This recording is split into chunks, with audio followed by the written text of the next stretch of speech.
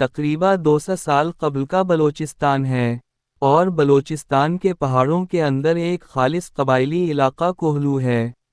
دلچسپ بات یہ ہے کہ سال بھی 1825 ہے، یعنی آج سے پورے 200 سال قبل۔ کوہلو کے ایک گھر میں ایک بچہ پیدا ہوتا ہے، نام رکھا جاتا ہے لال ہان۔ بڑا ہو کر یہ ایک چرواہا بن جاتا ہے۔ مون سون کا مہینہ ہے، جیسا کہ آج کل۔ یہ چرواہا اپنے بھیڑ بکریوں کے ساتھ اپنے علاقے سے باہر ہے۔ طوفانی بارش شروع ہو جاتی ہے۔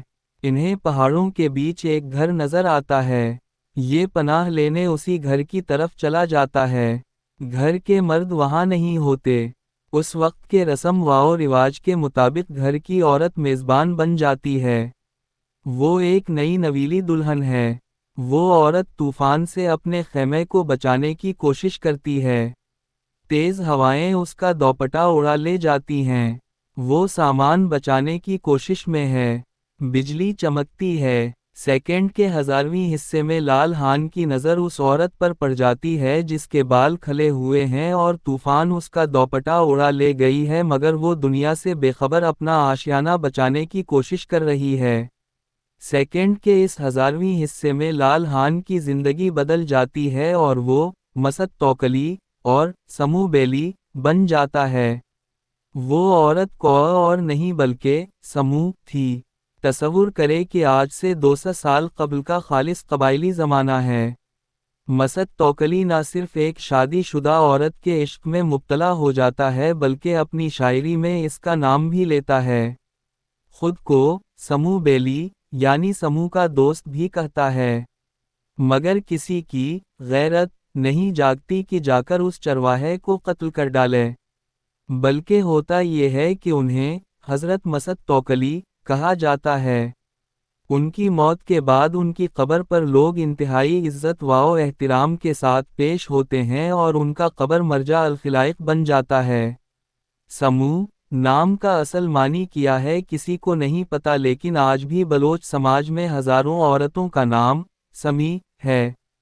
1400 سال قبل کا زمانہ ہے۔ مکہ میں ایک عورت کاروبار کرتی ہے، خود مختار ہے۔ ایک نوجوان کو اپنا سامان دے کر شام بھیجتی ہے۔ ان کے دیانت داری سے متاثر ہوتی ہے۔ وہ پہل کرتی ہے، اپنے غلام کے ہاتھوں رشتہ بھیجتی ہیں۔ جی ہاں، 1400 سال پہلے ایک عورت رشتہ بھیج رہی ہے۔ دونوں کی شادی ہو جاتی ہے۔ وہ عورت ام المومنین حضرت خدیجہ رضی اللہ تعالی عنہا ہے اور نوجوان حضرت محمد صلی اللہ علیہ وسلم۔ ہمارے یہاں ہر سال سینکڑوں خواتین و مرد غیرت کے نام پر قتل کر دیے جاتے ہیں۔ یہ لوگ اس نام و نہاد غیرت کا کانسیپٹ یا تو قبائلی رسم و رواج سے لیتے ہیں یا پھر مذہب سے۔ یہ دونوں واقعات اس خیال کی نفی کرتے ہیں۔ فاسٹ فارورڈ کرتے ہیں۔ 2025 کا ترقی یافتہ زمانہ ہے۔ سوشل میڈیا کا دور ہے۔ ایک ویڈیو سوشل میڈیا پر گردش کرتی ہے۔ ویڈیو کے زمان و مکان نہ معلوم ہیں۔ نام و نہاد غیرت مندوں کی ایک ٹولی ہے۔ ایک سمو کو لایا جاتا ہے۔ اس کے ہاتھ میں قرآن ہے۔ ایک بدبخت ان کے ہاتھ سے قرآن لے لیتا ہے۔ وہ ڈری نہیں ہے، سہمی نہیں ہے، منت و سماجت نہیں کر رہی۔